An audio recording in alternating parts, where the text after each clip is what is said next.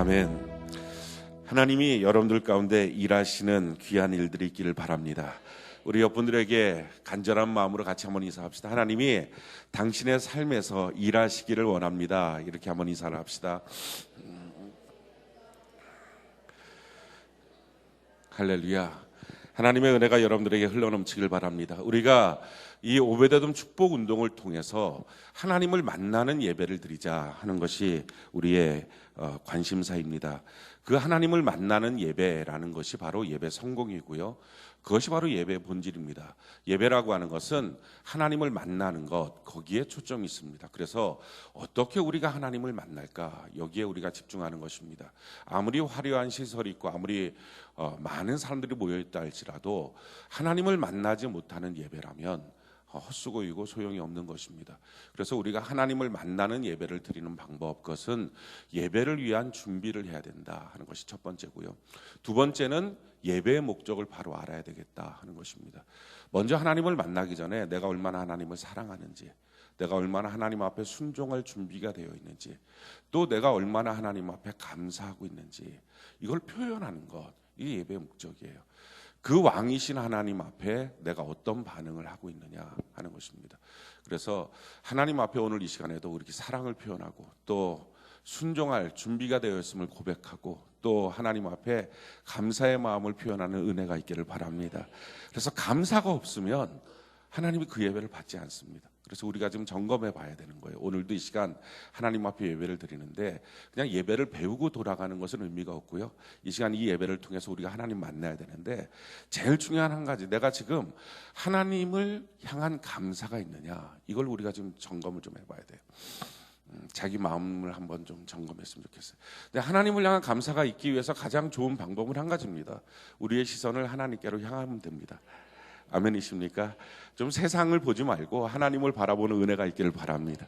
그러면 하나님 안에서 소망이 넘쳐요. 그래서 하나님을 향한 이 감사의 마음, 이걸 내 마음에 가득 담고서 하나님 앞에 예배를 드릴 때 우리가 하나님을 만날 수 있습니다. 또 한 가지 팁을 드린다면, 하나님을 만나는 예배를 드리기 위해서 여러분들에게 이것은 정설은 아닙니다. 그런데 해보니까 확률이 매우 높아요. 뭐냐면은 앞자리로 와야 됩니다. 물론 예배를 늦게 와서 뒤에 앉아 있는 것은 어쩔 수 없는 것입니다. 근데 그게 아니라 예배 때 어느 시간에 오든지 뒷자리에 앉는 습관을 갖는 것은 별로 좋은 방법은 아닙니다. 예배 때 가능하면 앞으로 와야 하나님을 만납니다.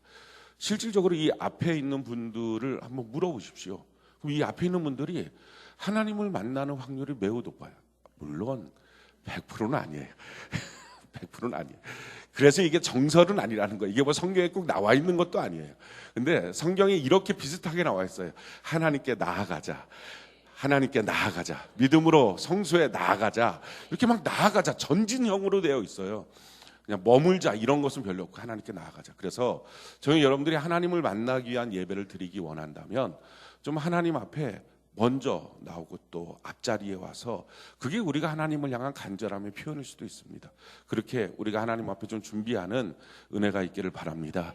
한 가지 더 하나님을 향한 예배의 핵심은 무엇이냐? 그것은 반응이에요.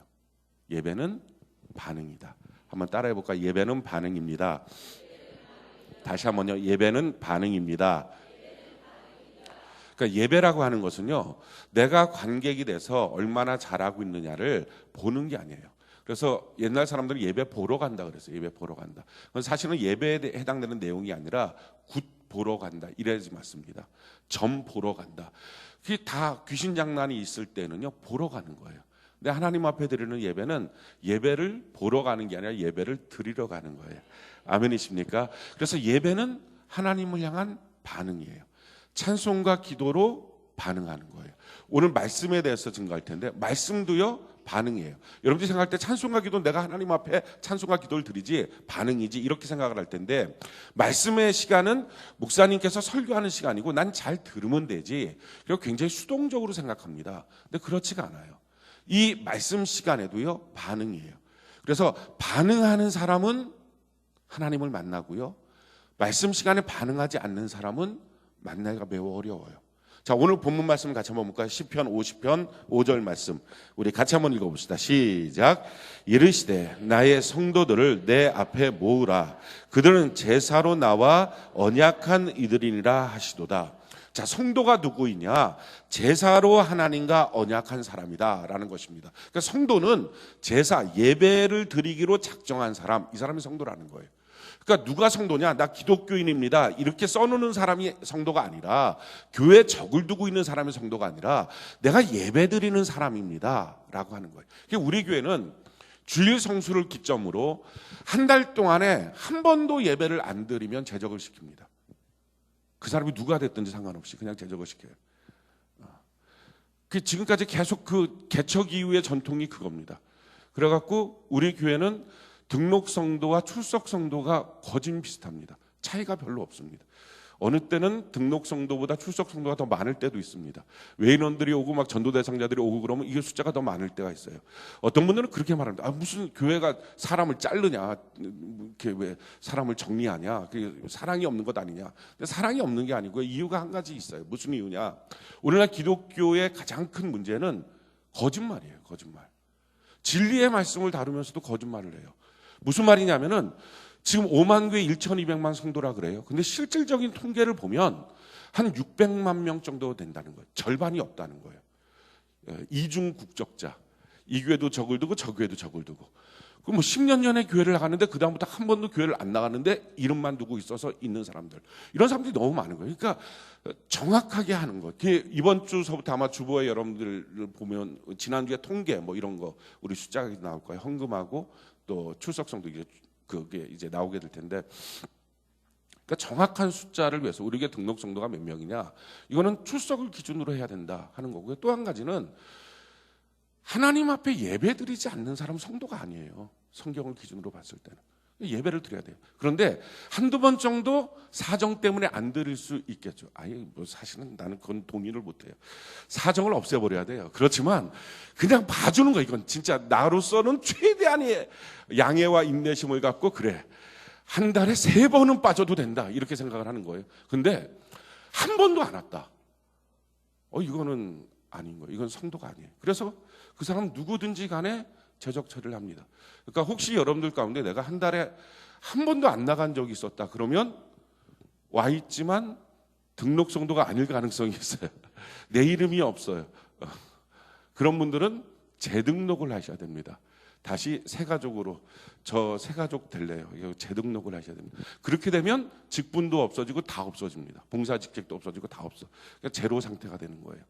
그렇게 하는 이유가 뭐냐? 성도가 뭐냐? 예배 드리는 사람이 성도예요. 한번 따라해 볼까요? 예배 드리는 사람이 성도입니다. 다시 한번요. 예배 드리는 사람이 성도입니다. 이게 성경이 우리에게 가르쳐주고 있는 원리예요. 그렇기 때문에 내가 예배를 안 드리는데도 성도다, 다른 말로 말하면 하나님의 백성이다, 내가 하나님의 자녀다 라고 하는 착각을 절대로 하지 마십시오. 5년 전 10년 전에 나 구원받았다고 주장하면서 예배를 안 드려요. 그러면서 나는 하나님의 자녀예요. 나 옛날 그 언젠가 나 하나님 만났어요. 근데 성경은 말해요. 너가 예배를 안 드리기 때문에 너는 내 백성이 아니야 라는 거예요. 그게 조건이에요. 자, 그래서요, 성도가 누구냐? 예배로 하나님과 언약한 백성. 그만큼 예배가 중요해요. 그 예배 안에 하나님의 모든 것이 담겨져 있어요. 예배가 우리 인생의 승부처예요. 그러니까 예배 성공자가 살면 성공자가 되는 거예요. 예배를 위한 삶을 살고 예배로 인한 삶을 사는 거예요. 아멘이십니까? 그래서 그 예배가 우리 인생에 참 중요한 거예요. 그러니까 예배를 무시하는 사람은 하나님을 알지 못하는 사람이라고 사무엘상 2장에 기록하고 있어요. 하나님을 아는 사람이 누구냐? 예배 드리는 사람, 예배를 아는 사람이다 라는 거예요. 그래서 여기서 한 가지 더 우리에게 주고 있는 말씀이 있어요. 5절 말씀, 시편 50편 5절 우리 다시 한번 읽어볼까요? 시작. 이르시되 나의 성도들을 내 앞에 모으라. 그들은 제사로 나와 언약한 이들이니라 하시도다. 아멘. 제사로 언약한다라고 하는 말은 예배 시간에 하나님과 약속하는 백성이라는 거예요. 그래서 예배는 반응이에요. 여러분들이 말씀을 들을 때 그냥 말씀을 듣지 말고 이 말씀이 하나님이 우리에게 하시는 약속이거든요. 내가 너한테 이렇게 해줄게. 내가 널 이렇게 변화시켜줄게. 내가 너한테 이렇게 새로운 역사를 줄게 라고 할 때 우리가 그 말씀 앞에 내가 그 말씀대로 변화되기를 원합니다. 하나님 내가 변화되겠습니다. 이렇게 그 말씀 앞에 반응하는 것. 내가 하나님 앞에 약속하는 것. 이걸 서원이라 그래요. 그래서 반드시 모든 예배 때는요.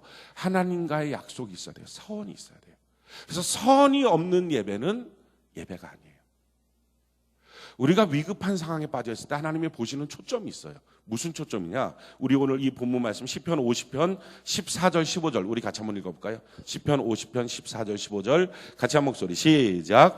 감사로 하나님께 제사를 드리며 지존자에게 내 선을 갚으며 환난 날에 나를 부르라. 내가 너를 건지리니 내가 나를 영화롭게 하리로다. 자, 환난 날에 하나님 우리를 건져주십니다. 그래서 도리어 환난 날이 우리에게 축복의 날이 될 줄로 믿습니다.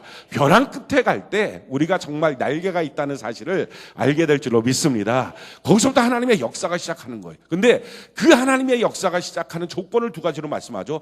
감사로 하나님께 제사드리는 삶. 우리가 잘하는 거예요. 그래서 예배는 감사로 드려야 돼요.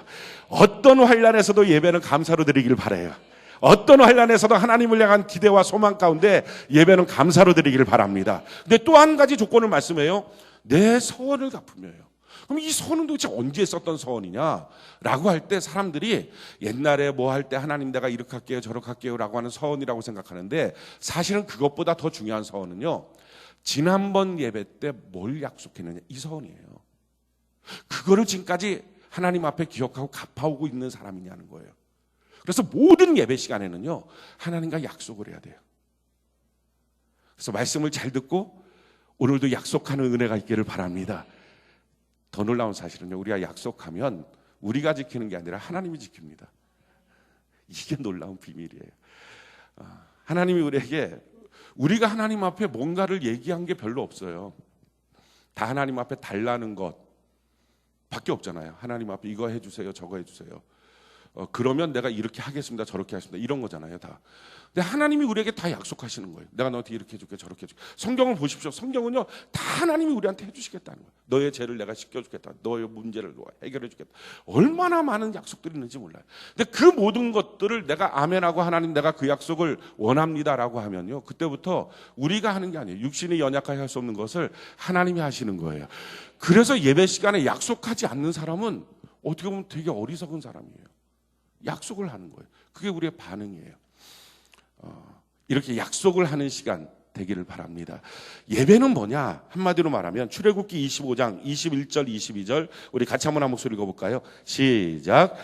속죄소를 궤 위에 얹고 내가 내게 줄 증거판을 궤 속에 넣으라. 거기서 내가 너와 만나고 속죄소 위 곧 증거궤 위에 있는 두 그룹 사이에서 내가 이스라엘 자손을 위하여 내게 명령할 모든 일을 내게 이르리라. 그러니까 예배라는 게 뭐냐? 왜 하나님이 성소를 만드시고 지성소를 만드시고 거기에 나아가게 하셨느냐? 이유는 내가 거기서 너랑 만나기를 원한다. 그러니까 예배는 하나님이 우리를 만나겠다는 디자인이에요. 그래서 하나님은 우리를 만나기 위해 오셨어요. 이 시간에 아멘이십니까? 그렇다면 문제는 우리도 하나님을 만나기 위해 왔느냐 하는 거예요. 근데 참 의외로요. 이게 너무 정상적인데 너무 많은 경우들이 예배를 나올 때 하나님을 오늘 가서 만나야지 이 생각을 안 하고 나오는 경우가 많아요. 이걸 잊어버리고 나오는 경우가 많다니까요. 우리 한번 점검을 해볼까요? 지금 여기서 한번 오늘 수요 예배를 나오실 때 여러분들이 나오실 때 내가 하나님을 이 시간에 가서 만나야지 라고 생각하신 분 봐봐요. 손을 내려보세요. 한 4분의 1 정도가 돼요. 너무 신기하잖아요. 그렇죠? 우리가 이게 신기한 거예요. 예배는 하나님과의 만남도 우리 수십 번 뭐 들었어요. 그럼에도 불구하고 예배를 드리러 나올 때 우리 마음속에 예배 드리러 가야지 오늘 수요 예배가 있지 예배 잘 들어야지 이 정도 생각을 해요. 또는 예배 때 가서 복을 받아야지 여기까지 생각하시는 분도 있어요. 근데 문제는 예배 때 가서 하나님을 만나야지 그 생각을 별로 안 해요. 그 생각을 잊어버려요. 놓쳐요. 그래서 잘 못 만나요. 이제부터 우리가 바꿔야 될 생각이 뭐죠? 예배 때 나는 하나님을 만나기 위해서 갈 거야. 아멘이십니까? 그러니까 지금이라도 여러분들의 생각을 바꾸시길 바라요. 나는 오늘 이 시간에 하나님을 만날 거야. 아멘이십니까? 왜 그게 가능하냐? 우리 하나님은 우리를 만나기 위해서 이 시간에 오셨습니다. 그래서 나를 만나기 위해서 오신 하나님은 하나님을 만나기 원하는 사람들을 만나주신다고요. 수많은 사람이 있어도 다윗의 자손 예수여 나를 불쌍히 여소서 내가 주님 만나기 원합니다. 소경 바디메오 부르짖을 때 그 사람 만나주신 거예요. 그러니까 만나기를 원하고 사모하는 심정을 만나주시지 그냥 만나는 게 아니라고요. 그래서 우리의 마음속에 항상 하나님을 만나기 원하는 갈망이 있기를 바라요.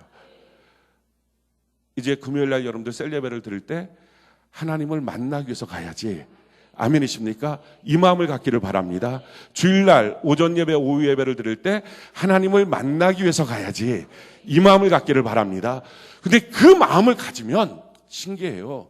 예배를 향한 자기의 태도가 다 바뀌어요. 그래서 예배 성공을 한다니까요.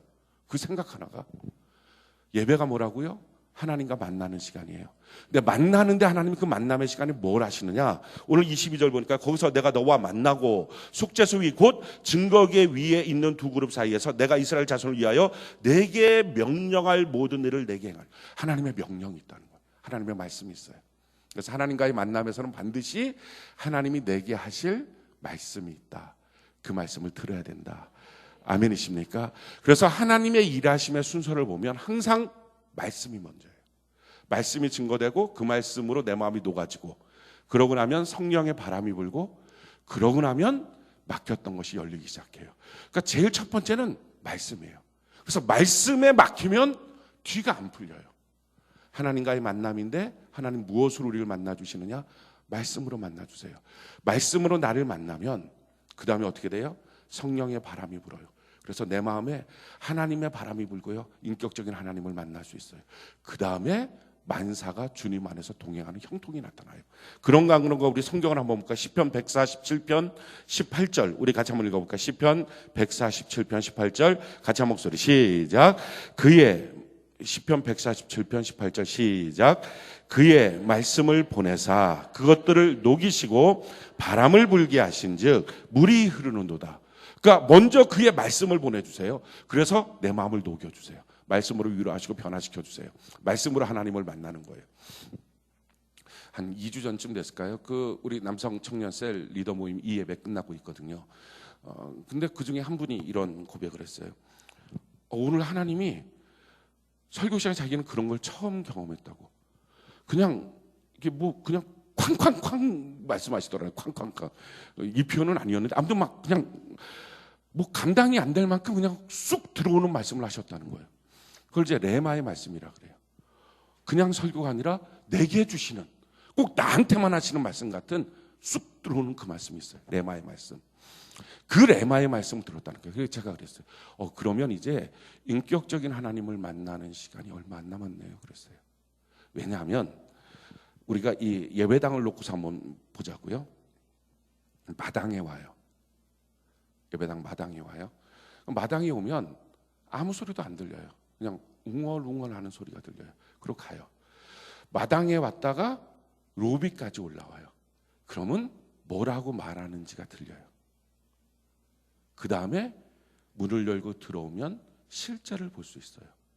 이게 순서예요. 성전의 마당에 오는 것이 예배의 장소로 오는 거예요. 근데 예배 장소에 왔다가 거기서 어느 날 어느 순간에 날 향한 주의 소리가 들려요. 날 향한 주의 말씀이 들려요. 그 말씀을 듣고 나면 그 다음에 그분의 실제를 만날 수 있어요. 그러니까 인격적인 하나님을 만난다는 것은 반드시 그 전에 조건이 뭐예요? 말씀을. 내 마음이 녹아지는 레마의 말씀이 있어야 돼요. 그래서 저는 여러분들이 하나님의 말씀을 사모하는 은혜가 있기를 바랍니다. 항상 말씀을 먼저 주시고 그 다음에 성령의 바람이 불게 하시고 은혜의 강수가 흐르는 거예요. 그래서 예배 시간에 제일 중요한 것은 하나님의 말씀을 듣는 것입니다. 그래서 졸면 안 된다는 거예요. 그래서 딴 생각에 사로잡히면 안 된다는 거예요. 그게 마귀 역사라는 거예요. 왜냐하면 하나님은 말씀을 주시고 나를 만나주시는데 말씀을 못 듣게 하니까 이게 마귀 역사예요. 그래서 절대 여러분들이 마귀 역사에 속으면 안 돼요. 마귀 역사에 속으면 항상 마귀는요, 나를 합리화시켜요. 내가 이래서 말씀 못 듣지, 저래서 말씀 못 듣지. 아니, 다 소용없고요. 한 가지예요. 그래서 너가 하나님 못 만나, 이거예요. 그러니까 얼마나 이게 억울한 거예요. 예배 때 하나님이 날 만나기 위해서 오셨는데, 그리고 나도 하나님을 만나기 위해서 예배 시간에 나왔는데, 내가 그래서 하나님 못 만나. 무슨 만사가 그렇게 대단한 이유가 있냐고요. 하나님 못 만날 만큼 대단한 이유가 뭐냐고요. 그 예배 말씀을 듣기에 실패하면 하나님을 못 만나요. 그래서 예배 때 하나님의 말씀을 듣는 것. 그래서 바라봐야 돼요. 경청해야 돼요. 집중해야 돼요. 말씀을 듣는 거예요. 아멘이십니까? 신명기에 뭐라고 말하느냐? 신명기 28장 1절 2절 우리 같이 한번 읽어볼까요? 1절 2절 같이 한 목소리 시작. 내가 내 하나님 여호와의 말씀을 삼가 듣고 내가 오늘날 내게 명령하는 그의 모든 명령을 지켜 행하면 내 하나님 여호와께서 너를 세계 모든 민족 위에 뛰어나게 하실 것이라. 내가 내 하나님 여호와의 말씀을 청종하면 이 모든 복이 내게 임하며 내게 이르리. 그러니까 하나님의 말씀은 너무 간단해요. 뭐라고요? 내가 하나님의 말씀을 삼가 듣고 그 말씀을 지켜 행하면 세계 모든 민족보다 너를 뛰어나게 할 것이고, 하나님의 말씀을 잘 청종하면, 잘 들으면 무슨 역사가 있다고요? 이 뒤에 나오는 모든 복이 너희에게 임할 것이다. 우리가 그 뒤에 나오는 복을 알아요. 어떤 복이죠? 우리 같이 한번 읽어볼까요? 3절부터 우리 8절까지 힘있게 이 복이 오늘 여러분들에게 주시는 하나님의 약속이 되고, 여러분들이 이 약속을 내가 받습니다 하는 고백이 되기를 바랍니다. 우리 3절부터 8절까지 시작. 성읍에서도 복을 받고 들에서도 복을 받을 것이며 내 몸의 자녀와 내 토지의 소산과 내 짐승의 새끼와 내 소와 양의 새끼가 복을 받을 것이며 내 광주리와 떡반죽 그릇이 복을 받을 것이며 내가 들어와도 복을 받고 나가도 복을 받을 것이니라. 여호와께서 너를 대적하기 위해 일어난 적군들을 내 앞에서 패하게 하시리라. 그들이 한 길로 너를 치러 들어왔으나 내 앞에서 7길로 도망하리라. 여호와께서 명령하사 내 창고와 내 손으로 하는 모든 일에 복을 내리시고 내 하나님 여호와께서 내게 주시는 땅에서 내게 복을 주실 것입니다. 아멘. 저는 이 복이 여러분들에게 임하기를 바랍니다. 하나님의 말씀이 이런 말씀이라고요. 근데 이 말씀을 어떻게 하면 된다고요? 이 복이 임한다고요? 잘 들으면. 근데 이걸 못 들어서 이 복을 못 받는 거예요. 세상에 이런 억울할 일이 어디 있습니까? 근데 왜 못 듣느냐? 내용이 거창한 건 없어요. 졸려서. 집에 가스불을 끄고 나왔나 때문에 이걸 껐나 켰나 계속 껐나 켰나. 어저께 신경 썼던 그거 하나, 이것 때문에 이 복을 못 받아요. 듣기만 하는 받을 복을. 그러니까 예수 믿는 건요 무지하게 간단해요. 제가 신앙생활을 하면 할수록, 성경을 보면 볼수록 예수 믿는 일은요 정말 이보다 쉬운 게 없어요. 이걸 어렵다고 생각하는 게 바로 마귀 역사예요. 자, 그 다음에요 12절부터 14절까지 우리 같이 한번 읽어볼까요? 시작.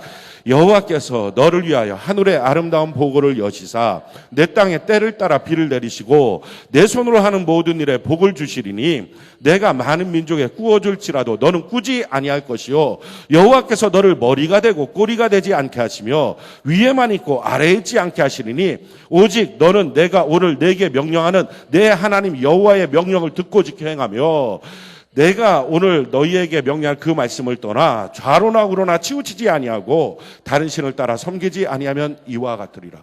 하늘의 아름다운 보물창고를 열어서 나로 하여금 남들에게 꾸어줄지언정 꾸지 않고 위에만 있고 아래에 내려가지 않고 머리가 될지언정 꼬리가 되지 않는 복을 주시겠다.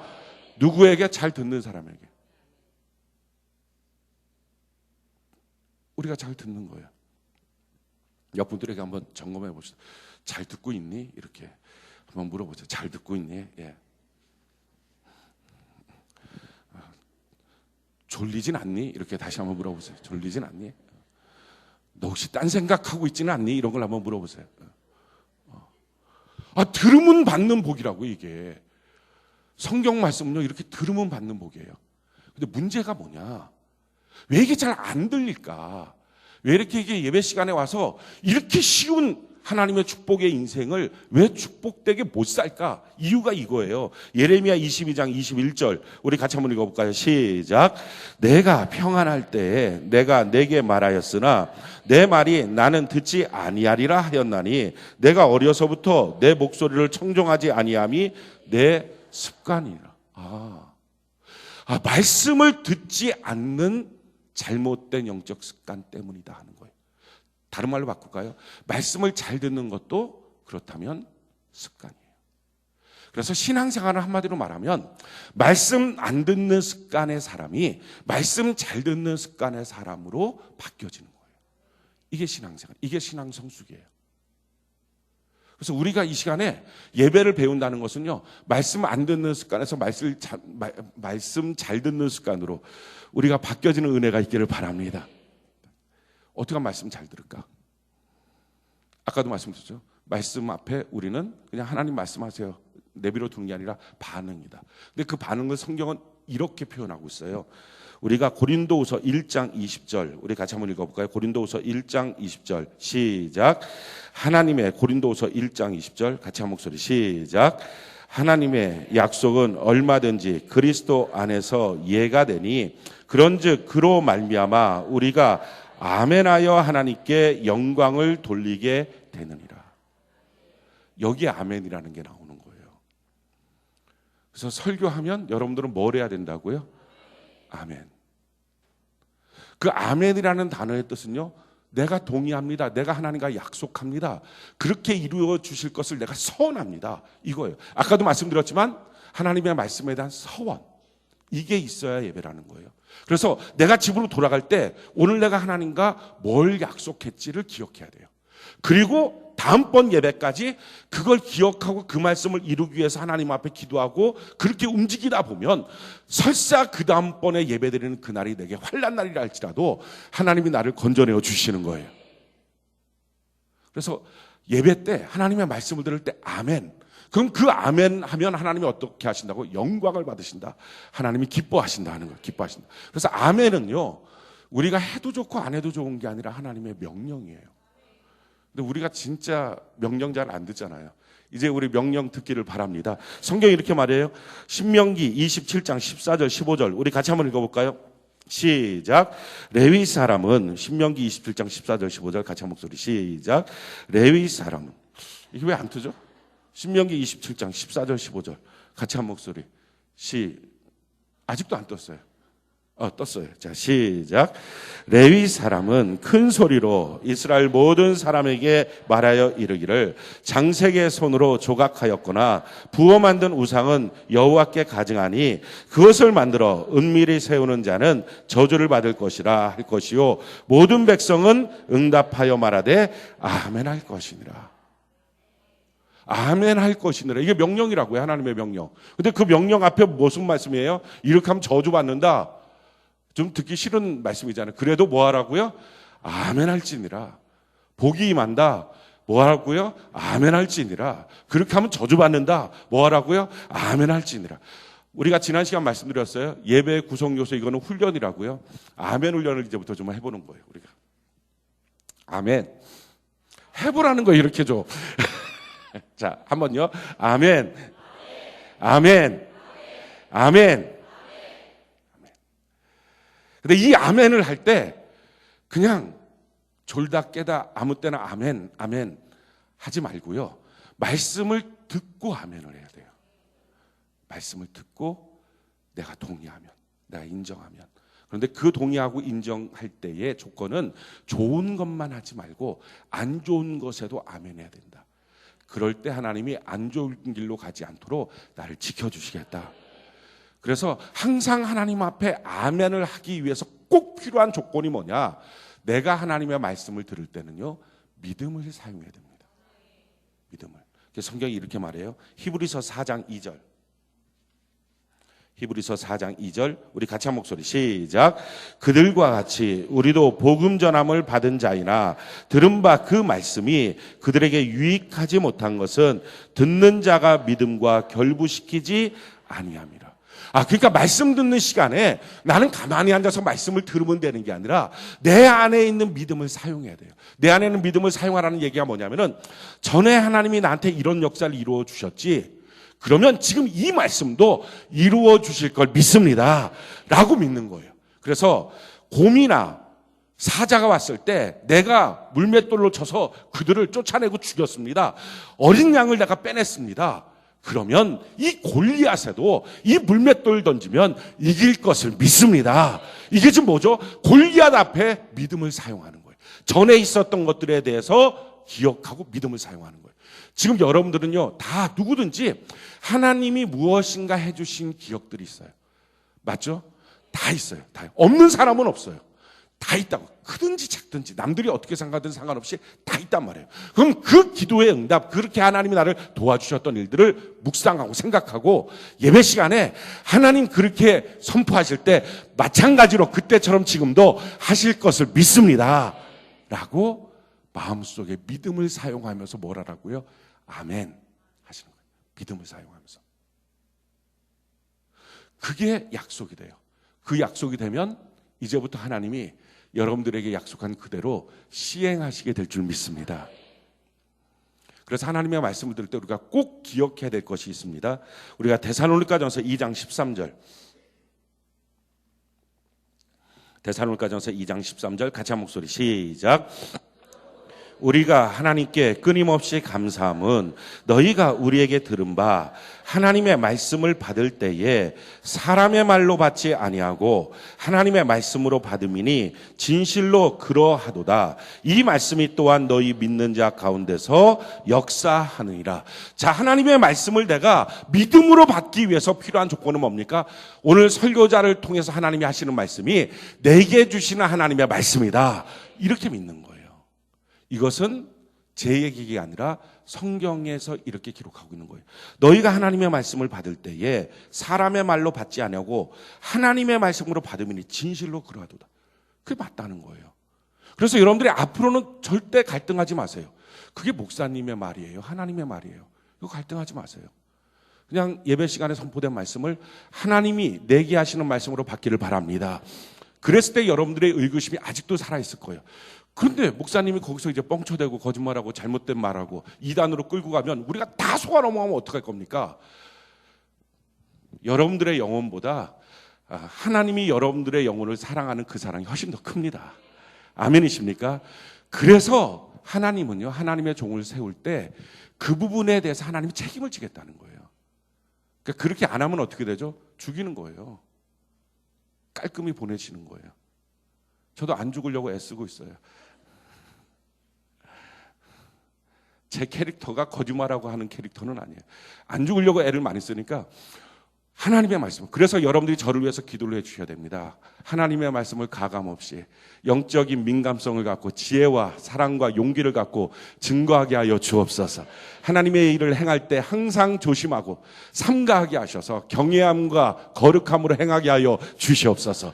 그래서 목사는 성도의 기도를 먹고 살고요, 성도는 목사의 입을 통해서 나오는 말씀을 먹고 살아요.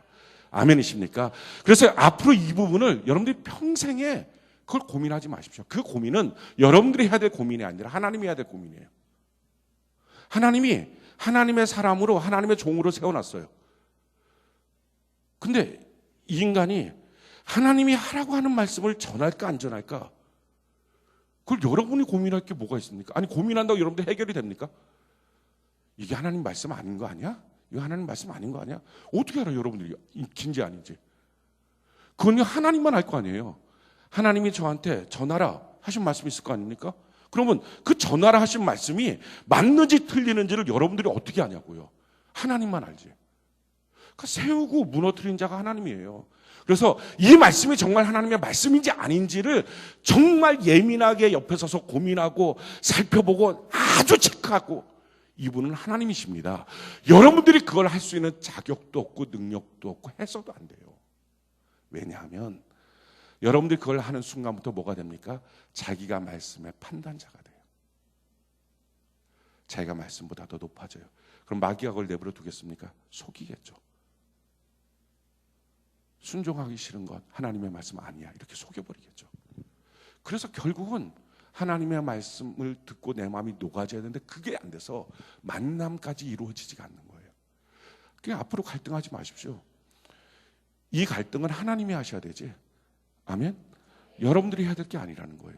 평생 갈등하지 않는 은혜가 있기를 바랍니다. 물론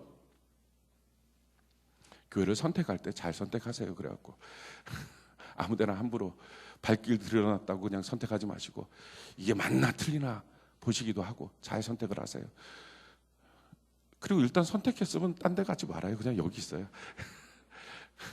건강하고 건전한 교회. 하나님의 말씀이 선포될 때 여러분들이 하나님의 말씀으로 받는 은혜가 있기를 바랍니다. 그래서 하나님의 말씀을 받을 때에 하나님의 말씀으로 받기 때문에 우리의 태도가 중요해요. 어떤 태도를 가져야 될 것이냐? 첫 번째 태도는요, 야고보서 1장 21절 우리 같이 한번 읽어볼까요? 야고보서 1장 21절 같이 한 목소리 시작. 그러므로 모든 더러운 것과 넘치는 악을 내버리고 너희 영혼을 능히 구원할 바 마음에 심어진 말씀을 온유함으로 부드러운 마음으로 받기를 바라요. 까칠한 마음 되지 마시고요. 부드러운 마음. 자, 두 번째 뭘 해야 되느냐? 누가복음 10장 39절 같이 한 목소리 시작. 그에게 마리아라 하는 동생이 있어 주의 발치에 앉아 그의 말씀을 듣다. 겸손한 마음으로 받는 거예요. 자, 세 번째 사도행전 17장 11절 같이 한 목소리 시작. 베레아에 있는 사람들은 데살로니가에 있는 사람들보다 더 너그러워서 간절한 마음으로 말씀을 받고 이것이 그러한가 하여 날마다 성경을 상고함으로라는 거예요. 간절하게 말씀을 받으라. 한 가지 여기서 성경이 성도들에게 주시는 안전한 어떤 시금석을 또 주셨습니다. 하나님의 말씀을 들을 때는요, 이 말씀을 들을 때 저게 맞아 틀려, 저 하나님의 말씀이 아니야 이렇게 하지 말고요, 간절함으로 하나님의 말씀으로 받고 그래도 뭔가 찜찜하거든 성경을 상고하라. 왜냐하면 설교자는 성경 위에 있는 사람이 아니라 성경 밑에 있는 사람이에요. 그래서 성경 말씀에 정말 그런지 안 그런지를 보라 하는 것입니다. 그래서 성경 말씀이 그렇다면 그냥 그 자리에서 엎드려서 그대로 순종하십시오.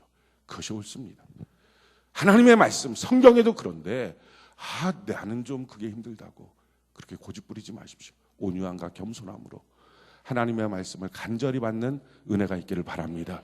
하나님의 말씀을 받을 때 이처럼 내가 아멘하면서 내 마음의 믿음으로 동의하면서 아멘하면서 하나님의 말씀으로 받는 거예요. 근데 이렇게 받기 위해서 제일 좋은 방법 중에 한 가지는요, 여러분들이 성경을 읽어야 돼요. 실제로 경험해 보셨을 텐데 내가 읽은 말씀을 설교하면 쉬워요. 귀에 잘 들려요. 특히나 오늘 큐티한 말씀이었는데 목사님이 딱 그걸 말씀해 주셨어. 그러면 꼭 그런 건 아닌데도 불구하고 이게 하나님의 응답인가? 뭐 이런 나름대로 거기다가 점괘가 맞았군. 뭐 이렇게 생각하는 경우들이 있어요. 꼭 그런 건 아니에요. 그런데 왜 그렇게 되느냐? 자기가 아는 말씀이 잘 들려요. 그래서요, 말씀을 읽어야 된다는 거예요. 말씀을 안 읽으면 사람들은요, 모르는 말씀이라고 생각해서 일단 누구든지 거부감을 느껴요. 모르는 말씀은. 성경이 이렇게 말합니다. 요한계시록 1장 3절 우리 같이 한번 읽어볼까요? 요한계시록 1장 3절 같이 한 목소리 시작. 이 예언의 말씀을 읽는 자와 듣는 자와 그 가운데 기록한 것을 지키는 자는 복이 있도다. 때가 가까움이라. 읽는 것, 그게 첫 번째예요. 읽어야 듣기가 쉽고요, 들어야 실천할 수 있어요.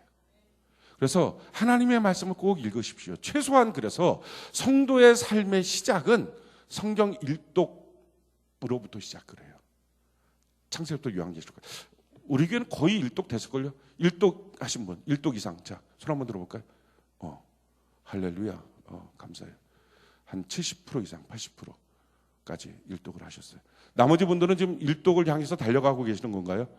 예, 그렇게 일독을 향해서 달려가시기 바래요.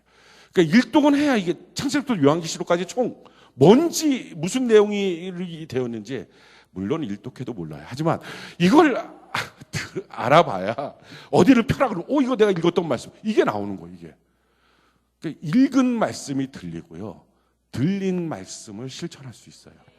그러니까 읽은 범위만큼 레마의 말씀이 될 가능성이 높고요, 레마의 말씀이 돼야 실천할 수 있어요. 다시 말할까요? 읽은 만큼 예배 시간에 하나님의 말씀을 들을 확률이 높고요. 그렇게 들을 확률이 높아야 하나님을 만날 확률이 높아요. 그래서 성경 읽기는요, 우리 신앙생활의 핵심입니다. 핵심. 성경을 날마다 하루에 3장씩만 읽으면 1년에 1독합니다. 10장씩 읽으면요 1년에 3독을 해요. 혹시 아까 한 70% 이상이에요. 저 1독 이상 했어요. 이렇게. 사실은 1독이 제일 무서워요. 1독하고 나면 세상의 모든 것을 다 가진 것 같아요. 운전면허 처음 땄을 때 그 놀라운 능력처럼 운전면허 처음 따면 온 동네 전화 다 하잖아요. 저 운전면허 땄어요. 운전면허 땄어요. 그럼 다 주변의 사람 운전면허 따고 이미 5년, 10년, 20년 이렇게 운전하는 사람들 들으면 그래 축하해 이걸로 끝나잖아요. 그게 뭐 대단한 건 아니잖아요. 똑같아요. 성경 1독을 하면 1독했다고 이제 드디어 하나님과 나는 굉장히 밀접한 관계가 되기 시작했다고 막 너무 자랑해. 근데 아직 1독을 못한 사람은요, 그게 너무 부러운 거예요. 그 손 번쩍 드는 그 1독이. 그런 분들은요, 똑같이 3장씩 읽으면 언제 따라가겠어요? 막 10장씩 읽고 20장씩 읽고 50장씩 읽고. 시간이 되면, 시간이 안 되는데 그렇게 무리수를 쓰지 마시고요. 시간이 되면. 하나님 가끔가다 우리가 성경을 보게 하시기 위해서 놀게 하실 때가 있어요. 아무 일이 없게 만드실 때가 있어요. 그때 방황하지 마세요. 그때 원망하지 마세요. 왜 나는 이렇게 직장이 없냐고. 그 뒤에 주시는 축복을 생각하세요. 그래서 그 시간에 성경을 보는 거예요. 성경이 있는 거예요. 무지하게 성경을 읽는 거예요. 개척하고 난 다음에, 물론 개척하기 전에도 제가 성경을 읽었지만 개척하고 난 다음에는 성경 굉장히 많이 읽었어요. 하루에 어느 때는 50장, 어느 때는 100장. 그렇게 많이 읽었어요. 그렇게 많이 읽었던 이유가 있어요. 오라는 데도 없고 가는 데도 없어요. 뭐 할 것도 없어요. 개척한 목사가 뭘 하겠어요? 성도가 뭐가 있나 아무것도. 뭐 훈련시켜야 될 셀장이 있나 아무도 없어요. 그러니까 그냥 앉았고 뭐예요? 어떤 목사님들 그때 놀아요. 그러면 평생을 개척교회를 가는 거예요. 근데 그때 안 놀고 성경 보는 사람이 그 능력이에요. 그 다음서부터는 이 성경 보기에 힘이 돼요. 여러분도 마찬가지예요. 혹시 놉니까? 성경 보기에 최고 좋은 기회인 것을 믿으시길 바랍니다. 아멘이십니까? 시간이 남습니까? 그럼 성경 보는 거예요. 왜? 내가 성경 본 만큼 하나님의 말씀이 들리고요. 하나님의 말씀이 들린 만큼 하나님을 만나요. 이게 원칙이에요. 원칙. 하나님의 말씀을 우리가 들을 때는 성경이 이와 같은 조건을 말씀하고 있어요. 말씀은 그냥 듣고 끝내면 안 되고 먹어야 된다는 거예요. 먹어야 된다. 우리 성경을 한번 볼까요? 요한계시록 10장 9절. 우리 같이 한번 목소리 읽어봅시다. 요한계시록 10장 9절 같이 한 목소리 시작. 내가 천사에게 나아가 작은 두루마리를 달라한즉 천사가 이르되 갖다 먹어버리라. 내 배에는 쓰나 내 입에는 꿀같이 달리라 하거늘. 먹어야 돼요. 먹어야 돼요. 하나님의 말씀은 분석하고 판단하는 게 아니고요. 먹어서 나의 양식이 돼야 돼요.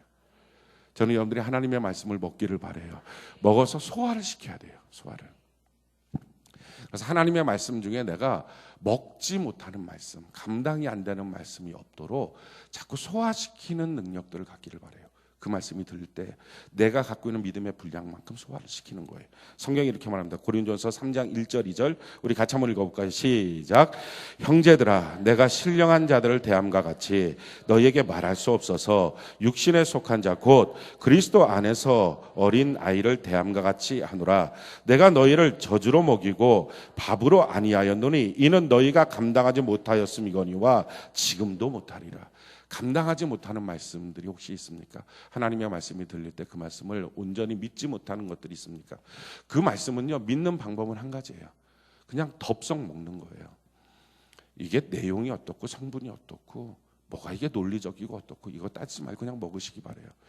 여러분들이 저녁을 식사하실 때 영양소 따지면서 저녁 식사하시는 분 거의 없을 거예요.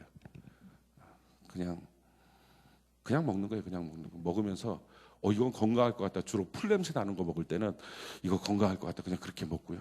이거 살찔 것 같다.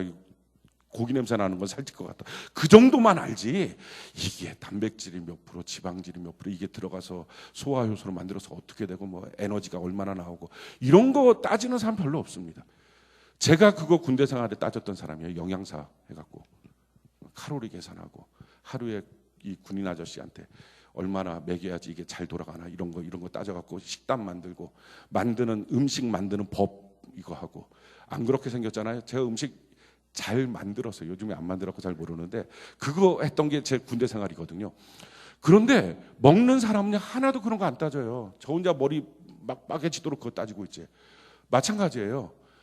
하나님의 말씀을 증거하는 제가 신경을 쓸 테니까 그냥 여러분들은 덥석 먹어버리시기 바라요. 그래서 그 말씀으로 내가 하나님의 사람답게 살겠다 다짐하는 은혜가 있기를 바랍니다. 그게 하나님의 말씀을 대하는 태도예요. 갖다 먹어버리라. 너가 소화시켜야 된다. 그래서 하나님의 말씀을 머릿속에만 아는 게 아니라 그걸 소화시켜서 그 말씀대로 내가 살아가는 데까지 내가 집중돼야 된다 하는 것입니다. 우리는 말씀으로 모든 것을 다 누립니다. 우리가 구원받은 것 말씀으로 구원받은 거예요. 성경이 우리에게 이렇게 말해요. 베드로전서 1장 23절에 너희가 거듭난 것은 썩어질 씨로 된 것이 아니요 썩지 아니할 씨로 된 것이니 살아있고 항상 있는 하나님의 말씀으로 되었다. 우리가 거듭나게 된 것 항상 있는 하나님의 말씀으로 되었다. 우리가 성숙하는 것도 마찬가지예요. 베드로전서 2장 1절로 2절에 그러므로 모든 악독과 모든 기만과 외식과 시기와 모든 비방하는 말을 버리고 갓난 아이들 같이 순전하고 신령한 젖을 사모하라. 이는 그로 말미암아 너희로 구원에 이르도록 자라게 하려 합니다. 나를 자라게 하는 것 하나님의 말씀이에요. 나로 하여금 깨끗하게 만드는 것도 하나님의 말씀이에요. 시편 119편 9절에 청년이 무엇으로 그의 행실을 깨끗하게 하리까 주의 말씀만 지킬 따름이다.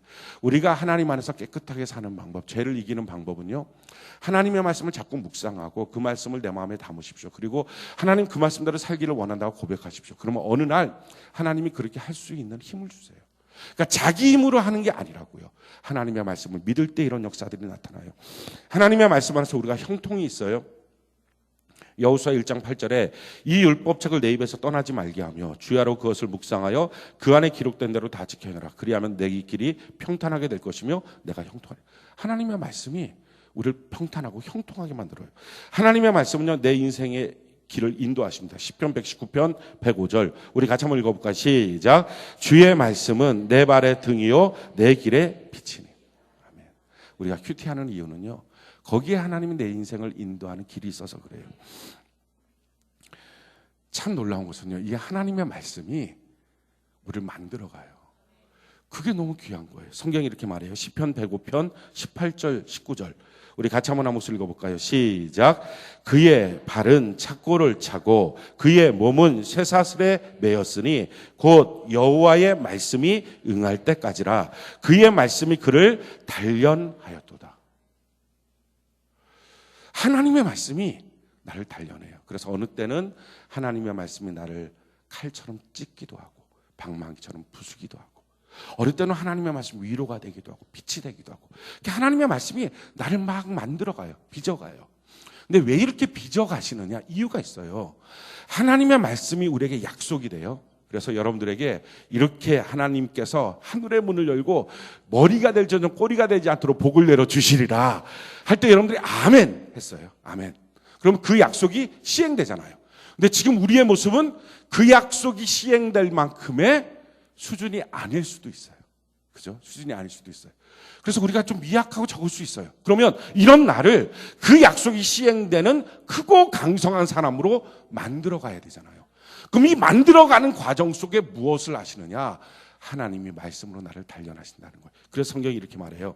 시편 105편 11절 11절 아까 있었던 18, 19절 절에 이런 말씀이 있습니다. 시편 105편 11, 12 우리 같이 한번 읽어봅시다. 시작.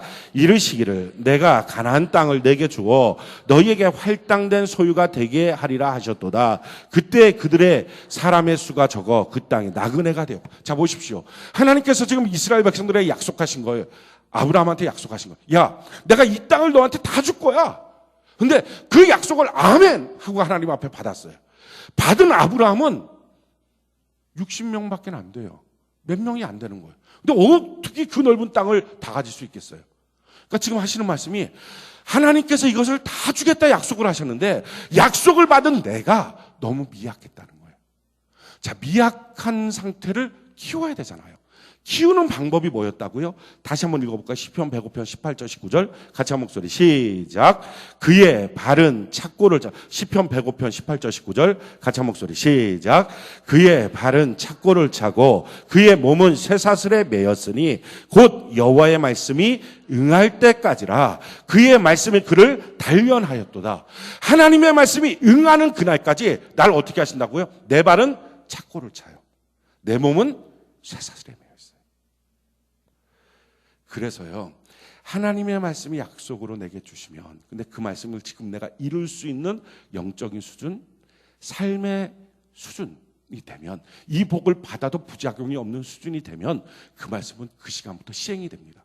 그런데 이게 그 약속을 내가 하나님 앞에 받았어요. 아멘! 받았어요. 근데 그것을 시행할 만큼의 영적인 수준, 내 인격의 수준, 그게 안 되는 거죠. 그래서 복이 들어오면 부작용이 생길 수 있어요. 그럼 어떻게 하신다고요? 그때부터는 내 발을 착고로 채워요. 그래서 내 마음대로 잘 못 가게 해요. 내 몸을 쇠사슬로 묶어요. 내 마음대로 행하지 못하게 해요. 그래서 그게 어떤 때는요, 우리의 삶을 감옥처럼 만들어주는 것 같은 느낌이 들어요. 아, 왜 하나님의 약속을 받았는데 내 환경은 감옥 같을까? 왜 내 환경은 예전보다 더 불편하고 힘들까? 왜 내 환경은 전보다도 더 어떻게 보면 건강도 없어지고 물질도 없어지고 이렇게 묶여있는 것 같은 인생이 될까? 왜냐하면 내가 내 몸대로 행동하면요, 이게 하나님의 말씀으로 성숙된 인격이 안 돼요. 내가 내 마음대로 막 돌아다니고 아무데나 다니면 이게 죄짓기 때문에 영적인 수준이 안 돼요. 그래서 하나님이 나로 하여금 어느 정도의 범주만 다니도록 묶어놓는 거예요. 그래서 내가 하고 싶은 대로 다 못하게, 내가 갖고 싶은 걸 다 못하게, 내가 하고 싶은 성질대로 다 못하게, 이걸 묶어놔요, 하나님이. 그래서 어떤 때는 돈이 없어서 성질도 못 부리고, 직장이 없어서 성질도 못 부리고, 그렇게 예전에는 집에 발 빵 차고 나와! 이렇게 하고 있던 사람이 술 팍팍 먹고, 돈이 없어서 그걸 못 먹어. 그리고 들어갈 때도 조심해서 문 열고, 저 왔어요. 이렇게 묶어놓는 거예요, 지금 하나님이. 왜냐하면 그 인격 만들려고 지금. 하나님의 말씀이 응하는 그 수준의 인격까지 가도록 하기 위해서. 그래서 뭐 하신다고요? 하나님의 말씀이 그를 단련하신다는 거예요. 그 단련의 결과가 뭐예요? 시편 105편 24절. 우리 같이 한번 읽어볼까요? 시작. 여호와께서 자기의 백성을 크게 번성하게 하사 그의 대적들보다 강하게 하셨으며. 그때까지. 그래서 하나님의 말씀은요, 여러분들이 약속의 말씀을 받으면 평상시에 그래서 신앙생활 잘하고 신앙의 인격을 잘 키우는 것, 어떤 복을 받아도 부작용이 없는 자기의 인격을 만드는 것, 그게 중요합니다. 그러면 하나님의 약속을 받을 때마다 시행이 됩니다. 근데 내가 만약에 그걸 못했다 할지라도 주저하지 마시고 하나님의 약속을 받으십시오. 받아야 그때부터 하나님이 나를 단련하십니다. 아멘이십니까? 내가 단련되지 않고 평생 그냥 그 상태로만 있으면 아무것도 못하는 사람이에요. 그래서 예배 때 은혜를 받았는데 은혜 받고 난 다음부터 뭔가 힘들어졌다, 묶여졌다. 감사한 일이에요.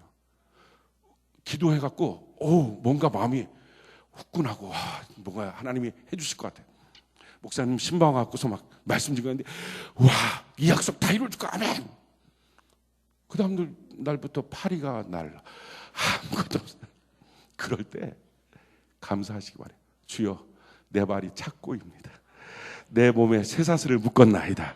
내가 하고 싶은 대로 마음대로 하지 못하게 하신 하나님. 우리가 원하는 대로 인격이 안 돼 있는데 그걸 주시면 우리가 얼마나 자랑하겠어요. 얼마나 이렇게 표현해서 죄송하지만 교만질을 부리겠어요. 옆에 사람 다 상처 주고 그냥 다 찔러대고 그냥 우리가 말하는 게 평생 자랑할 것 아닙니까? 그냥 그렇게 하고 기도해봐 다 돼. 뭐 이렇게 말하고 기도해봐. 기도를 안 하나 보네. 너 기도해봐 다 돼. 하나님 다 응답하셔. 왜 이렇게 하나님 나는 이렇게 쫓아다니면서 복을 주시나 몰라.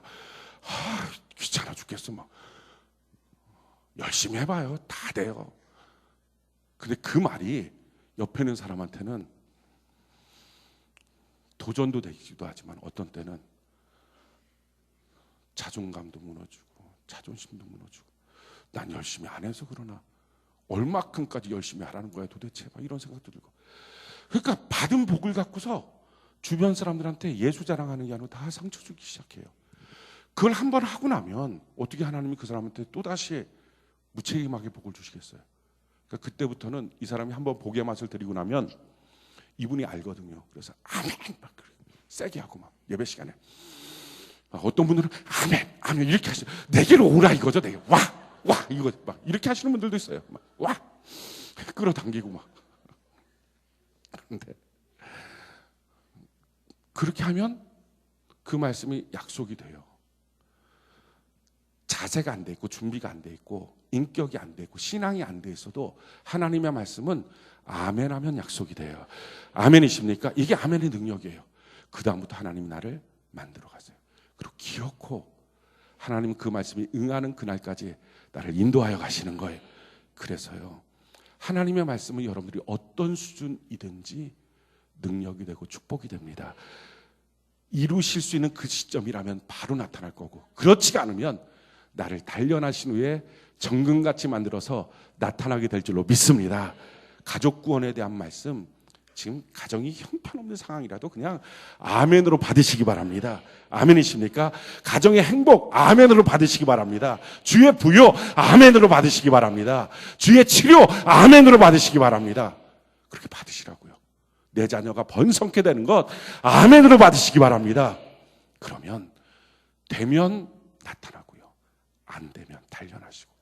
근데 그게 아멘이 없으면, 반응이 없으면 아무 일도 없는 거예요. 그럼 5년이 지나도 소용없어요. 10년이 지나도 아무 일도 없어요. 그게 비극이에요. 오늘날 기독교인, 오늘날 또 교회의 최고의 비극은요, 아무 일도 일어나지 않는다는 거예요. 아무 일도 일어나지 않는 거. 아니, 망하든지 흥하든지 해야 될 거 아니에요. 뜨겁든지 차든지 해야 될 거 아니에요. 어떻게 아무 일도 안 일어날까? 죽은 신앙이에요. 저와 여러분들 그냥 하나님 안에 망하든지 흥하든지 되기를 바랍니다. 그 약속의 말씀이 오늘부터 이루어져서 흥해지든지, 아니면 그 말씀이 나를 단련하심으로 내가 좀 망해지든지, 이것도 아멘하라는 거예요. 아까 들으셨죠? 이런 것도 아멘하시길 바라요. 아멘. 어찌됐든 되는 거예요. 마침내 될 거예요. 이 고집스러운 내 모습 훈련 안 시켜서 어떻게 하려고요?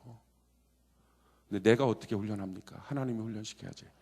말씀 받고 아멘하면 하나님의 말씀으로 나를 훈련하는 시간이 시작될 줄로 믿습니다.